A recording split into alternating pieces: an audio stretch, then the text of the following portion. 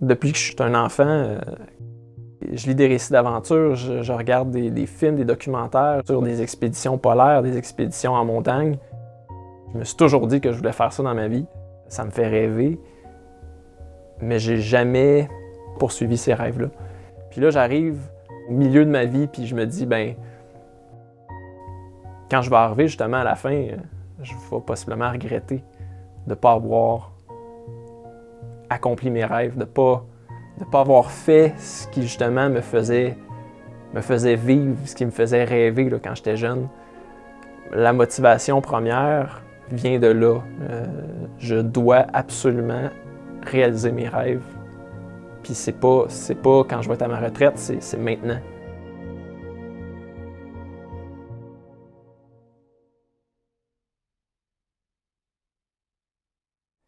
Le but du projet, c'est de traverser le Québec à vélo, du sud au nord. Plus précisément, c'est de débuter au point le plus au sud, qui se trouve sur la frontière américaine, et de traverser donc jusqu'au point le plus au nord, qui se trouve à être vraiment la pointe de la péninsule d'Ungava, ce qu'on appelle le Cap Wolstenholme.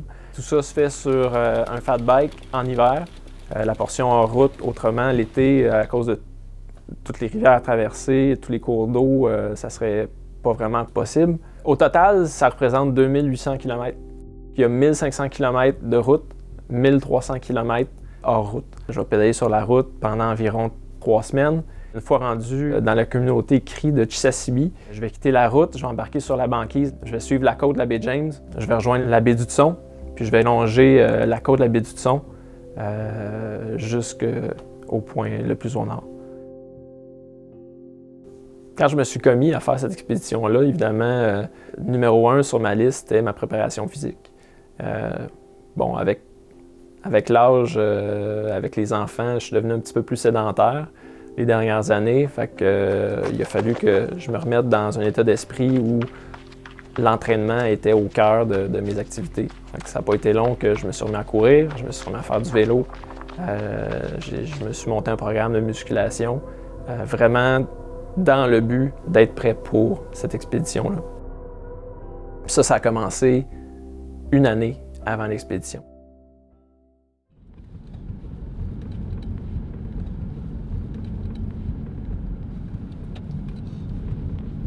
J'ai débuté l'aventure, dans le fond, un samedi. C'est chaud.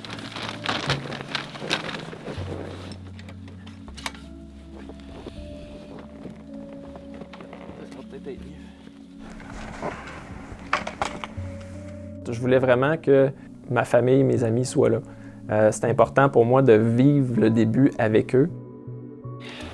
Autre que la préparation physique, évidemment, il y a une préparation mentale. Je pense tout de suite à l'ennui, m'ennuyer de ma famille. Alors c'est le départ! C'est le départ! M'ennuyer de mes amis, m'ennuyer carrément de la civilisation. C'est quelque chose... Il a fallu que je me prépare un peu à ça. Même si je suis quelqu'un qui j'ai pas de problème à faire des choses en solitaire, je sais qu'à un moment donné, le manque de présence humaine autour de moi va m'affecter. Donc, j'essaie de me préparer à ça du mieux que je peux. En fait, je veux me prouver que je suis capable de faire ça parce que j'ai toujours admiré les gens qui faisaient des expéditions. Je me suis basé beaucoup sur ce que les autres ont fait avant moi. J'ai lu énormément de livres de personnes que j'admire, que ce soit des gens qui font de l'alpinisme, qui ont fait face à des dangers aussi, surtout essayer de contrôler nos peurs, essayer je dirais d'accepter le fait qu'on plonge dans une aventure dans laquelle tout peut arriver. Ça nécessite un effort mental. Puis je pense que c'est à travers les expériences que d'autres ont vécues avant moi que j'ai réussi peut-être à justifier mon implication, ma volonté à me commettre. Point le plus au sud du Québec. 10h, 15 février 2020. C'est parti.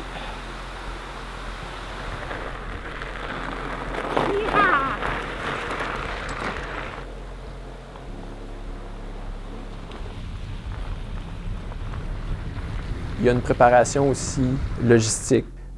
Il y a une préparation, j'ai eu des contacts avec la Gendarmerie royale du Canada pour justifier ma présence à la frontière, à la borne frontalière justement, entre le Canada et les États-Unis. J'ai dû contacter la Sûreté du Québec pour être en mesure d'avoir une escorte policière pour traverser le pont qui rentre à Valleyfield. Là, je voyais le temps aller, j'étais comme « je vais être en retard. » Là, je me suis mis à pousser à fond, là. Là, à la fin, j'avais plus de jus. Évidemment, il y a encore plus de préparation alentour de tout ce qui est trajet. Ça, c'est des dizaines et des dizaines d'heures de recherche, de contacter des gens dans les différents villages que je vais croiser, les villages qui sont le long de la baie du Thon pour avoir le plus de connaissances locales sur le terrain, sur la faune, l'état des glaces, regarder les cartes topographiques, regarder les images satellites pour essayer justement de bien comprendre dans quoi je m'embarque, qu'est-ce que je vais voir, qu'est-ce que je vais vivre. Et au total, c'est des centaines d'heures de préparation là, dans l'année qui a précédé le départ de l'expédition. Pour la portion routière, les 2 premières journées, je vais avoir ma famille avec moi, pas loin, donc je vais en profiter, j'aurai pas de bagages sur le vélo. Après les 2 premières journées, là, j'embarque l'équipement, donc mon équipement pour le camping d'hiver, ma nourriture, je vais dans le fond tout transporter ça avec moi, mes vêtements. Donc, sur le vélo, je vais avoir des sacs, des sacoches, au total à peu près 90 livres d'équipement. Donc tout ça, je vais le traîner avec moi là, tout le long de la portion routière. Au niveau de la nourriture, évidemment, je ne peux pas traîner 3 semaines de nourriture avec moi, donc j'ai prévu des dépôts de nourriture. J'ai préparé de la nourriture à l'avance, puis j'ai envoyé des boîtes par courrier. À partir de Chisasibi, la portion en route, c'est 1300 km. C'est comme si je faisais à peu près 5 fois Montréal-Québec sur la neige, en vélo, en presque totale autonomie. On passe à une autre étape, c'est le niveau de difficulté qui est totalement différent. Puis je transfère mon équipement dans un traîneau que je vais tirer en arrière du vélo. C'est un traîneau d'expédition que j'ai hérité de mon père, puis je l'ai adapté pour être capable de l'attacher à un vélo. Comme les besoins en équipement sont un petit peu différents, le poids augmente. Je vais être rendu à peu près à 120 livres d'équipement dans le traîneau. Qu'est-ce qui est différent? Principalement, là, je dirais c'est surtout équipement de sécurité. J'ai pas le choix de devenir autonome à 100% dans les différentes étapes de la portion hors route. Ma progression va être beaucoup plus lente. Il faut que j'essaie de progresser sur la banquise. Idéalement, je souhaite que la neige soit dure, mais c'est possible que la neige, je peux en avoir jusqu'aux genoux. Là. Donc, je traîne avec moi des raquettes, justement pour ces moments-là où est-ce que je vais être obligé de pousser le vélo. Ça se peut que j'aille à pousser le vélo des journées entières. Tout comme je peux me retrouver avec une surface durcie par le froid, par le vent, puis à ce moment-là, faire du bon kilométrage pendant mes journées. L'ours polaire, ben, c'est un animal qui peut décider de s'en prendre à l'homme, d'attaquer l'homme, de le chasser carrément. C'est quelque chose avec lequel je ne sais pas si je suis à l'aise. Je m'y suis préparé du mieux que j'ai pu. J'ai appris comment réagir à la présence de l'ours, quoi faire en fonction des signes que l'ours peut démontrer dans son approche. Puis en plus, j'ai avec moi des équipements qui vont me permettre justement de me défendre dans le cas d'une attaque d'ours. Donc je traîne avec moi un fusil de calibre 12 avec différents types de munitions. J'ai aussi une clôture, un genre de périmètre de sécurité que je vais monter autour de ma tente à chaque nuit, qui va me permettre justement de me prévenir s'il y a un ours qui se rapproche du campement pendant la nuit. Autrement, la rencontre d'un ours, j'ai aucune idée comment ça va aller. Fait que je dirais que pour moi, c'est le plus gros danger, c'est l'ours polaire.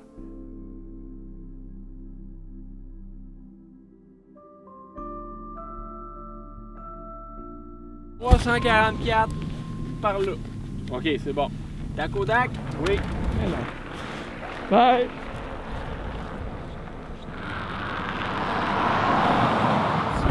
Achève!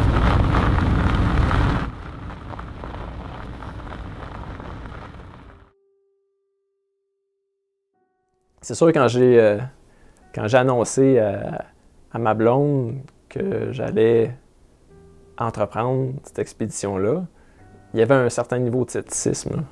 Elle savait que c'est quelque chose que j'avais dans ma tête depuis longtemps, là. Je pense que ça a été un choc quand j'ai dit que j'étais pour le faire. Pas parce qu'elle était nécessairement contre, mais parce qu'elle sait qu'il y a des dangers qui sont liés à ce genre d'aventure-là. Puis je comprends tout à fait sa réaction, là. C'est une réaction normale. La famille en premier, je pense que ça vient de là, là. On a des enfants, donc... On va se parler à tous les soirs. Ouais, on va parler à papa tous les jours, tous les soirs. Puis même chose au niveau de mes parents. Autant mes parents ont été un modèle pour moi en ce sens-là, dans partir à l'aventure, justement de découvrir le monde. Autant eux aussi avaient une crainte par rapport à mon projet. Mais avec le temps, je pense que j'ai réussi à convaincre pas mal tout mon entourage que non seulement je le faisais pour les bonnes raisons, mais que je me préparais de la bonne façon. Encore plus important, c'est que je m'imposais une limite, puis j'étais prêt justement à ne pas dépasser la limite. Tout ça, je pense, a fait en sorte que j'ai réussi à embarquer mon entourage dans le projet. J'ai été soutenu d'une façon incroyable, là, justement, par ma blonde, par mes parents, par mes amis dans tout ça, au-delà même de toutes mes espérances. Brownsburg, Chatham, commence à onduler, on va avoir des bonnes côtes. Quand tu regardes la courbe d'élévation du trajet, là, ça s'en va tranquillement, puis à un moment donné, l'objectif réaliste, c'est Huberdeau. Puis, si ça va bien, moi, je vais me rendre finalement la conception. Fait que, les 2 premières journées, c'est ça. Ça a été du plaisir, ça a été aussi de l'émotion parce que le dimanche, j'ai dû quitter ma famille, mes enfants. Ça a été déchirant. Mais en même temps, c'est un des beaux souvenirs là, de l'expédition. Juste pour les 2 journées, ça valait quasiment la peine. Ça roule? Ça roule, ma poule! Ça va bien? Nous autres, on te quitterait pour ton aventure. Bon, man! Merci infiniment. Oui. Là, tu trouves ça bizarre? Incroyable. Hey mec, Un bon voyage. Alright, salut! salut! On t'aime gros, man! Puis au jour 3, je me retrouve tout seul. Avec mes sacoches, mes sacs, ma tente, ma nourriture, puis à peu près 2600 km à faire.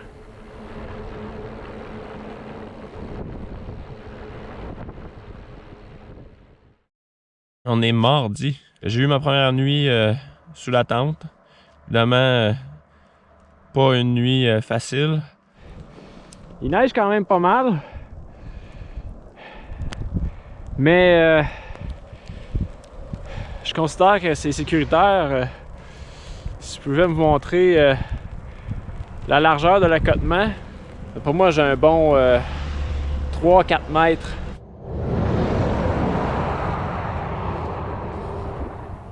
La première vraie difficulté que j'ai vécue, je pense, c'est la 4e journée. Je monte des côtes depuis que je suis parti. Vent de face. Super belle journée, un peu froid, mais ça va. La 4e journée, c'était une journée où est-ce qu'il ventait énormément. J'avais un vent de face d'à peu près, c'était 50-60 km/h. Là où j'étais, entre Mont-Laurier et Val-d'Or, je l'avais vraiment de front. C'est que la chaussée est mouillée, puis à chaque fois que les voitures, les camions passent, je reçois une petite brune. La progression était vraiment difficile au point où est-ce que je descendais des côtes, puis j'étais obligé de pédaler si je voulais avancer, là. Cette journée-là, j'avais un début de mal de postérieur. Je sentais comme un frottement là, avec ma selle, mais je me disais, bah, c'est normal, là, je vais m'habituer, ça va être correct là, dans quelques jours.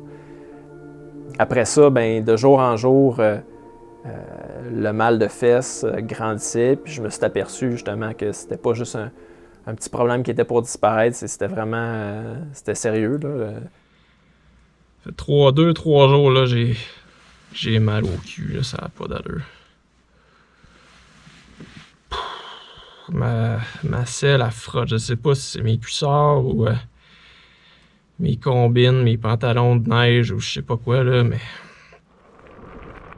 J'avais une irritation de la peau qui était très avancée.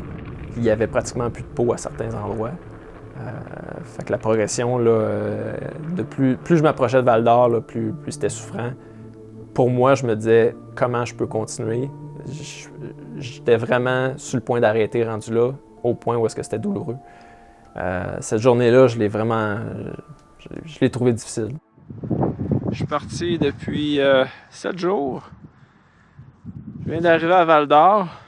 Mon vélo, il est là. Je me suis trouvé un endroit tranquille. J'ai les fesses bien installées au sol pour essayer de refroidir mes plaies. Je vais aller au lave-auto. Je vais laver mon vélo. Je pense qu'il mérite bien. Puis je pense que demain, il donne la neige. Je vais possiblement prendre une journée de repos. J'ai pris une journée de repos à Val-d'Or, fait que j'ai pu aller à la pharmacie, me procurer ce que j'avais besoin là, pour essayer de guérir mes fesses.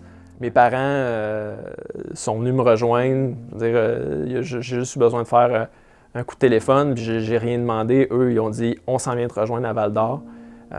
Ça a été un gros boost pour le moral. On a trouvé une boutique de vélo, j'ai changé ma selle, même qu'il était équipé pour travailler le positionnement sur le vélo. Fait qu'on a amené le vélo là, on a travaillé mon positionnement pour essayer justement d'alléger les points de pression sur la selle. Tout ça a comme redonné une bouffée d'air au projet. Ça va bien ce matin, ça va pas mal mieux que les derniers jours. Aujourd'hui, ben, je t'allège. Donc, mes parents vont m'amener mon matériel à Amos.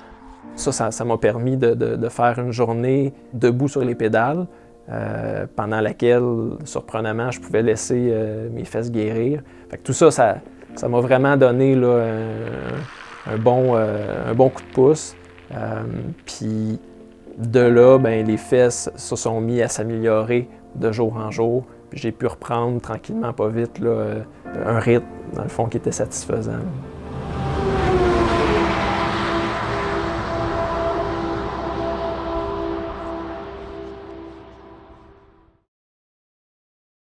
Je suis arrivé à Matagami ce midi.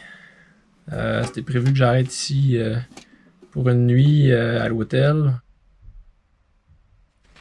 Sinon, ben, je vais en profiter là, pour faire quelques petites mises au point sur le vélo, changer la chaîne.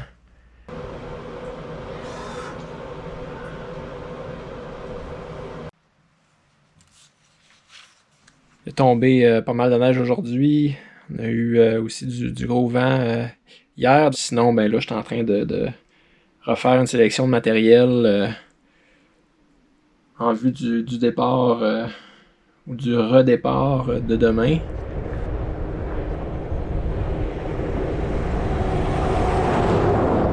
Faire la route de la baie James à vélo, c'est quelque chose, je veux dire, j'y pense depuis longtemps. C'est vraiment à la base de l'idée de faire cette expédition-là. Tout a commencé par un désir de faire la route de la baie James à vélo. Parti de Matagami ce matin à 8 h. Je vais avoir le vent dans le dos aujourd'hui. Je le sens déjà. Quand j'arrête, c'est un peu plus frais. Quand je roule, avec le soleil en plus, c'est chaud. J'ai fait à peu près 109 km. J'ai vraiment mal aux genoux. Là. C'est atroce. Là, je mets de la glace. Je vais mettre tantôt de l'onguent. Je sais pas trop ce que je vais faire, là, mais je vais essayer de l'endurer. Le 1er août 2009, j'ai développé un mal au genou. Quand je préparais l'expédition, j'avais toujours en arrière de la tête cette blessure-là. Je me disais, elle va revenir. Quand je suis reparti de Matagami, j'ai vécu 2 journées là, avec un mal de genou assez atroce. Pourtant, Après 2 jours, le mal est reparti aussi vite qu'il était revenu. Du moment que j'ai quitté Matagami, puis que je me suis engagé sur la route de la baie James, j'étais comme un peu au pays des merveilles, là. Non seulement c'était nouveau pour moi, parce que je l'avais jamais fait, mais il y avait quelque chose de mythique aussi avec ces 680 kilomètres-là. C'est le silence total. Non seulement c'est un territoire qui est éloigné, mais il y a les rivières, toutes les rivières que cette route-là croise. C'est pas des rivières comme on les connaît dans le sud, c'est des fleuves. Fait qu'il y avait tout ce désir-là de voir ces rivières-là, de découvrir par moi-même ces rivières-là, puis le paysage du nord du Québec. Fait que c'était comme, j'arrivais vraiment là, dans quelque chose qui était nouveau pour moi, puis que j'avais le goût de vivre, de goûter, là. Malgré qu'il fasse moins 14, je pense que ça va être une super belle journée. En plus que je vais croiser la Broadback et la Rupert. La Rupert, quelque chose que j'attends depuis longtemps. La Rupert que j'ai survolée une fois en avion, en hydravion avec mon père. Un souvenir impérissable dans ma mémoire. Je vais passer sur le pont aujourd'hui, je vais avoir la chance de voir les rapides. Il neige à gros flocons. Aujourd'hui, c'est une journée chaude. On est proche du point de congélation. J'essaie de gérer ma chaleur du mieux que je peux, mais c'est pas évident. Mon corps dégage beaucoup de chaleur. Ça fait que ça fond un peu partout sur moi.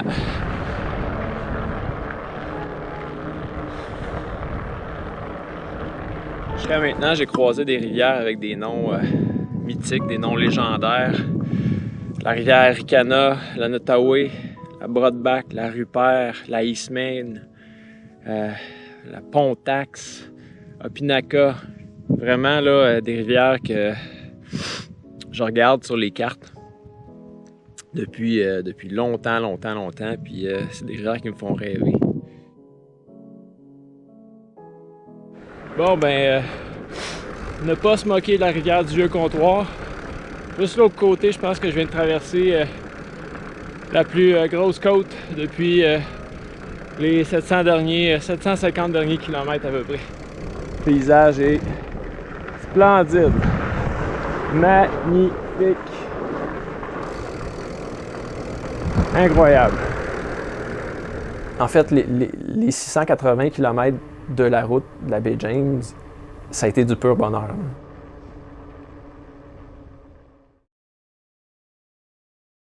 Chaque fois que je me réveille le matin dans la tente, le sac de couchage est humide, du frima partout. Je me dis tout le temps, qu'est-ce que je fais là? Sauf que du moment que j'embarque sur le vélo, je pense plus à ça. Je m'ennuie de ma famille, c'est sûr. Mais en même temps,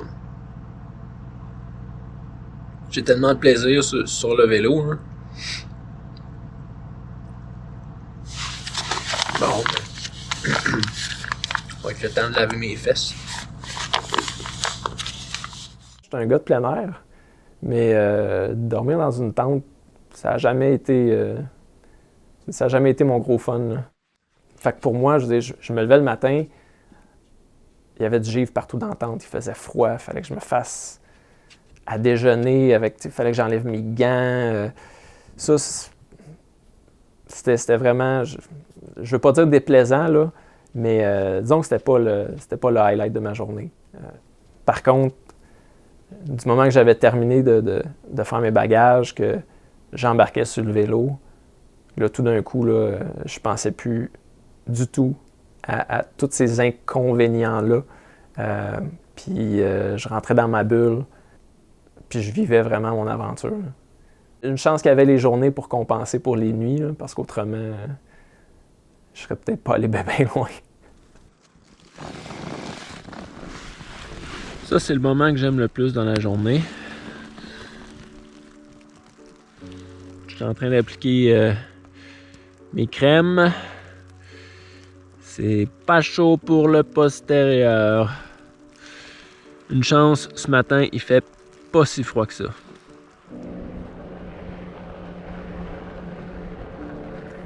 Sur la route de la baie James, plus j'avançais, plus je me rapprochais de Chisasibi, plus je rencontrais des gens. Le mot s'est passé là, d'un village à l'autre, comme quoi il y avait quelqu'un qui voyageait sur la route de la baie James en vélo. Hey! Hey, where are you going? Chisasibi. Puis plus ça allait, plus les gens arrêtaient pour me parler. Hey there! How are you? Pretty good.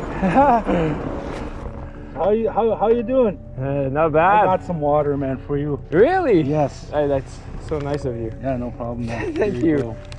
Pour savoir un peu c'était quoi mon projet, pour me demander si tout était correct, si j'avais besoin de quelque chose, pour m'offrir de la nourriture, de l'eau. Sorry? Here. Oh, Apple. really? Yeah. Thank you. You guys are so nice. Okay.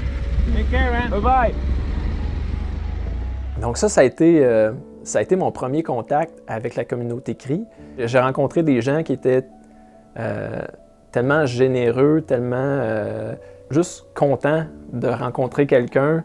Ça m'a aidé justement à progresser vers Chisasibi. Je suis arrivé à Chisasibi à peu près au bout de 3 semaines, à peu près 20 jours. Je me suis rendu compte qu'il y avait vraiment une sorte d'intérêt collectif pour mon projet. Tous les gens qui me croisaient dans le village me disaient bonjour, comme s'ils savaient un peu j'étais qui. J'ai été invité à parler à l'école primaire, à l'école secondaire. Le journal local voulait avoir une entrevue avec moi. J'ai fait une entrevue à la radio locale aussi. J'ai rencontré le chef de la communauté. Au-delà de ça, j'ai rencontré une communauté où il y a vraiment des valeurs de partage. Le bien de l'autre est important. On se soucie des gens qui nous entourent. Les Cris connaissent très bien leur territoire. Ils vivent là depuis des générations. Et puis, il y a plusieurs personnes qui m'ont justement donné des conseils qui rendaient ma progression plus sécuritaire. Il y a des gens qui étaient préoccupés, je pense, avec mon projet. Il y avait une part de scepticisme qui venait du fait qu'ils ne voyaient pas comment un vélo pouvait rouler dans les conditions qu'eux connaissent. Il y en a qui me disaient carrément que la neige était trop molle, que je ne serais pas capable justement d'avancer facilement puis de faire les kilométrages que je m'attendais à faire dans une journée. Puis ça venait un peu à l'encontre de ma perception, comme quoi j'étais pour avoir des conditions, des surfaces relativement dures sur lesquelles je pouvais rouler. Mais pour moi, dans ma tête, c'était rendu sur le terrain que j'étais pour me faire ma propre idée. Bon, ben ça y est, je suis à la fin de la route. Une fois rendu sur la banquise, là, c'est complètement différent. C'est comme si je venais de me faire débarquer en taxi, là, puis que je commençais l'expédition pour vrai. Là.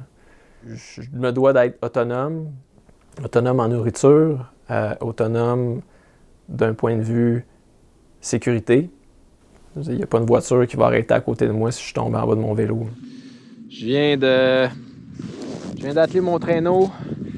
J'ai ajusté la pression des pneus, mangé une petite collation. Le niveau de risque passe évidemment à un niveau supérieur. Tout devient plus lent. J'avance plus à 10, 12 km/h. C'est rendu 3 km/h. C'est plus long, monter la tente le matin. C'est circonstanciel, mais il fait un peu plus froid. Tout ce qui est la gestion de l'habillement, c'est un peu plus difficile.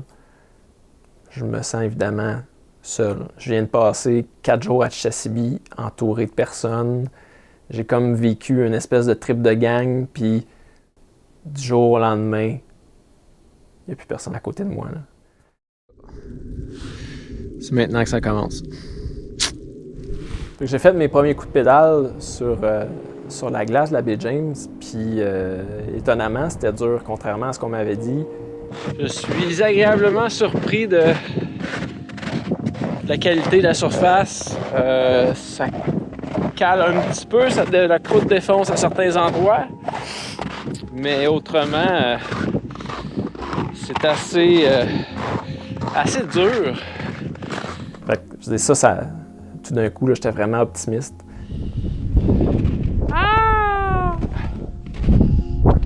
J'ai parcouru les premiers kilomètres vraiment facilement. C'était une journée un peu neigeuse. Il y avait une espèce de brouillard, puis j'avais pas une visibilité qui était très bonne. À peu près les premiers 100 km hors route, je savais qu'il y avait un sentier de motoneige. Ça, je le savais depuis longtemps, là. Fait que c'était supposé être facile, j'étais supposé suivre le sentier de motoneige. Mais je suis arrivé à un moment donné à un endroit où est-ce qu'il y avait des traces de motoneige qui partaient vers la droite, puis des traces qui partaient vers la gauche. Mais j'avais pas une bonne visibilité. Les traces qui partaient vers la gauche, c'était comme s'ils s'en allaient nulle part. Par contre, les traces qui s'en allaient vers la droite, c'était bien établi, là, il y avait vraiment clairement un sentier de motoneige, puis je voyais des piquets au loin. Donc, j'ai emprunté la droite pensant que c'était le sentier que je devais suivre. Malheureusement, en fin de journée, je me suis rendu compte, en mettant mes coordonnées GPS sur la carte, que j'étais vraiment pas où je devais être à ce moment-là. Par chance, comme je me rendais compte de ça, j'entends une motoneige arriver en arrière de moi. Il y a un cri qui m'a vu passer en fait un peu plus au sud. Puis il savait où est-ce que je m'en allais. Donc il a embarqué sur sa motoneige, il est venu me rejoindre. Puis comme il était au courant de mon projet, il m'a dit « Non, t'es rendu beaucoup trop à l'est, tu dois aller à environ 7 km à l'ouest, rejoindre le sentier principal. » Il m'a fait une trace à suivre. Pour m'indiquer le chemin vers le sentier principal. Il a fallu que je sorte du sentier de motoneige. C'était plus dur. Il y a une croûte de glace, puis je cale d'à peu près 4 pouces en dessous de la croûte quand je marche. Puis sur le vélo, c'est encore pire. Fait que là, mon petit château de cartes s'est comme écroulé à ce moment-là. J'ai pas parcouru les 7 km pour me rendre au sentier principal cette journée-là. Je suis juste tombé d'épuisement, là, rendu à peu près, il était 8 heures le soir quand j'ai arrêté.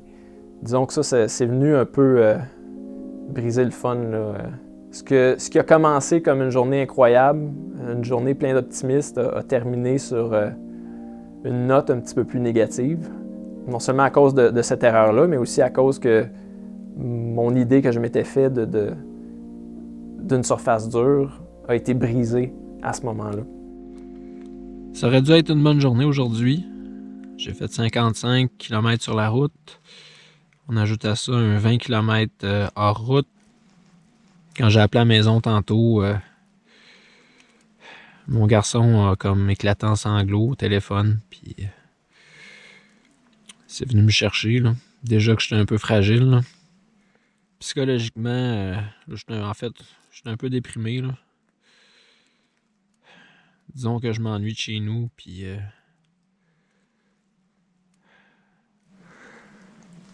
c'est pas facile. Je me suis réveillé la deuxième journée. J'avais planté ma tente sur une île sur la baie James. Puis ce matin-là, il faisait à peu près moins 32. J'avais pas dormi cette nuit-là parce que je pensais à mon garçon. Mais j'ai eu froid toute la nuit, là. C'était la première fois dans l'expédition que j'avais une nuit aussi froide que ça. Puis tout le temps où j'ai défait mon campement le matin, là, ça a été long, là, parce que j'avais toujours froid aux mains. J'avais froid aux pieds. Fait que déjà la journée commençait sur une note difficile.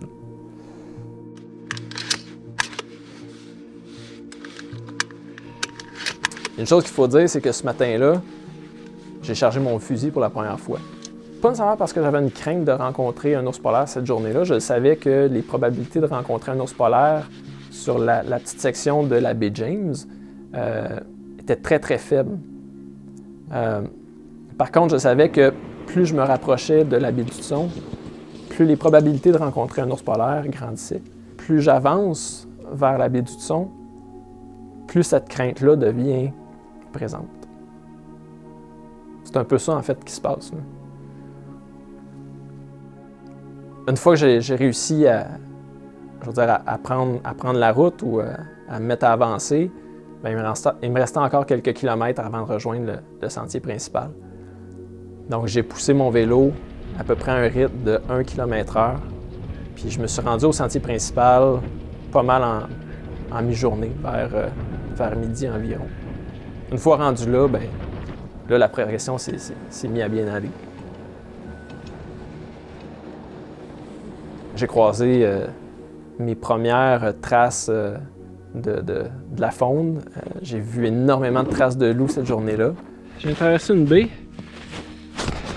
Partout le long de la baie, il y avait des traces fraîches. Ça, les traces de loups, c'était un peu spécial. Je ne m'attendais pas nécessairement à en voir. On m'avait prévenu qu'il y avait une meute de loups dans cette région-là. En fait, je pensais pas qu'une trace de loup, ça pouvait être aussi gros que ça.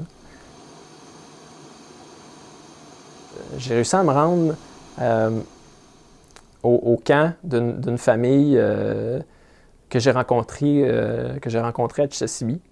Eux m'avaient offert la possibilité de coucher à leur camp si ça donnait, si je me rendais là, à la fin d'une journée. C'est ça. Aujourd'hui, j'ai sorti mon fusil. Il y avait énormément de traces de loups. Je suis pas trop inquiet par rapport aux loups, mais ça me fait réaliser que le risque de croiser un ours polaire devient de plus en plus grand. Encore là, cette journée-là s'est terminée sur une note un peu pessimiste, encore une fois, je dirais.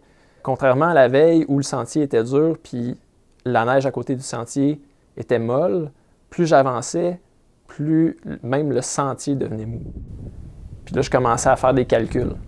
Je me disais, là, à ce rythme-là, je ne serais pas capable de faire mon kilométrage que j'ai prévu dans ma journée. Je le voyais que quelque chose clochait, là. Encore une fois, comme à mon habitude, j'ai appelé ma famille, puis c'est là que j'ai parlé à mes parents ce soir-là. Allô, comment ça va? Puis eux m'ont parlé du coronavirus. Dans le fond, un premier aperçu un peu de ce qui se tramait là, dans le sud de la province. Encore là, déjà, ça, c'était des informations. C'est pas le genre de choses à laquelle je m'attendais à penser pendant l'expédition, mais ça m'agaçait un peu, là. Quand je me suis mis à réaliser que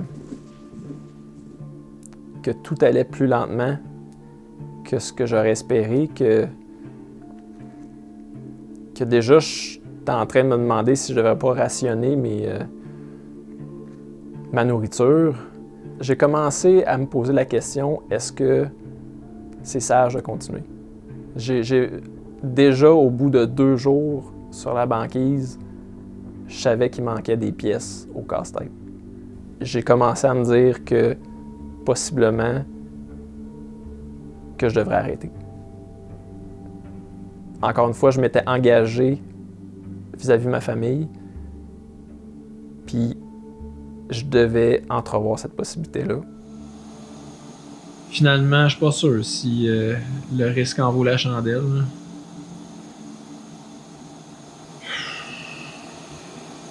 Je suis mélangé, là.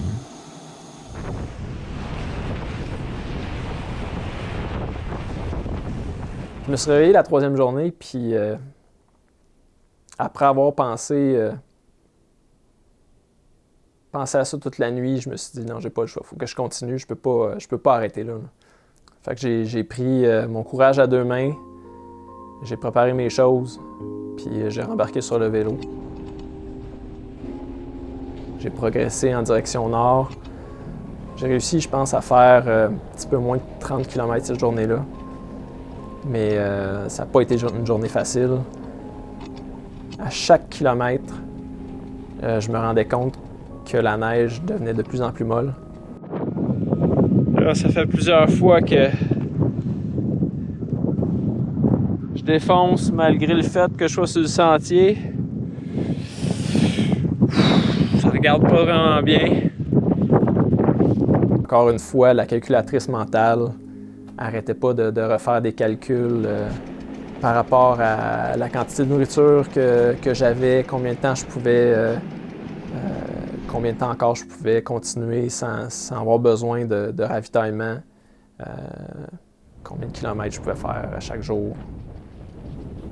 Rendu à la fin de la 3e journée, je pense que le constat était... J'avais pas le choix, je pense qu'il fallait que j'arrête le rendu là.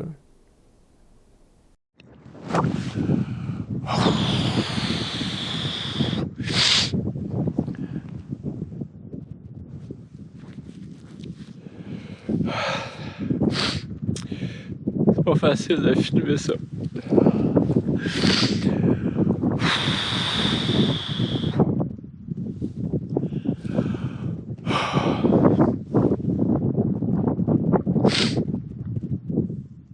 That's it. C'était sans équivoque, là. J'ai pris la décision ce soir-là que le lendemain, à moins qu'un miracle se produise pendant la nuit, le lendemain, j'étais pour faire mes bagages puis reprendre la direction de la maison.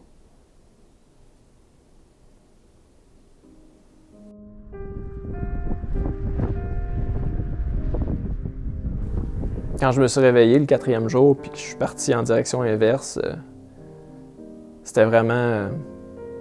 j'avais vraiment un sentiment d'échec.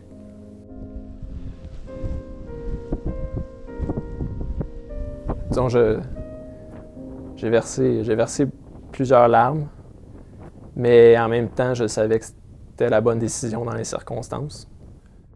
Il y a un paquet de facteurs qui fait que j'ai décidé d'arrêter. Les 3 dernières journées n'ont pas été faciles. En fait, ils ont été plus difficiles que ce à quoi je m'attendais. Puis la surface est molle, fait que je dépensais énormément d'énergie pour faire le kilométrage que je souhaiterais faire.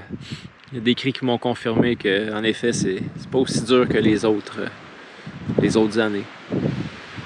Je suis confiant que j'aurais pu me prendre à coup de joueur à pic, mais il manquait quelques ingrédients là, pour avoir une marge de manœuvre suffisante selon moi. Là.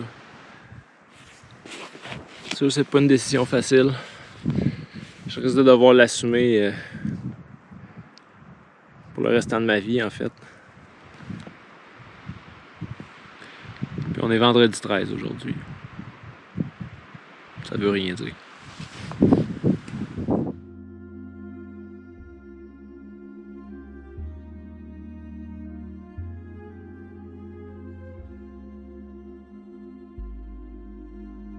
Quelques mois plus tard, en fait, je sais que j'ai pris la bonne décision.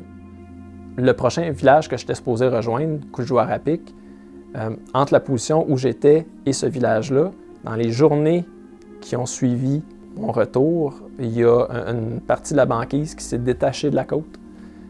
Donc là où je pensais passer, la glace avait disparu.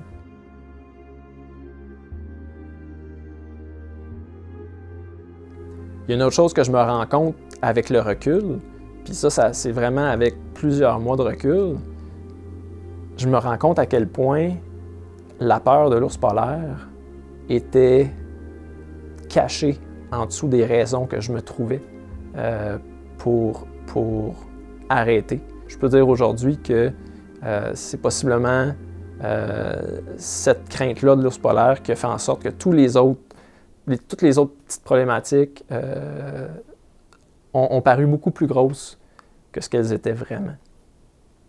Cette expédition-là, c'est sûr, c'est pas un échec total.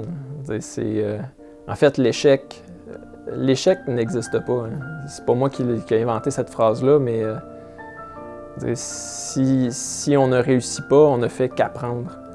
J'ai appris énormément sur moi-même, j'ai appris énormément sur ce que je pouvais faire. J'ai aussi réussi à améliorer mes connaissances de tout ce domaine-là d'activité. Fait que j'en retire des apprentissages, j'en retire des connaissances. L'autre point positif, c'est que j'ai 1500 km de parcouru. Puis c'est 1500 km de moins pour la prochaine fois.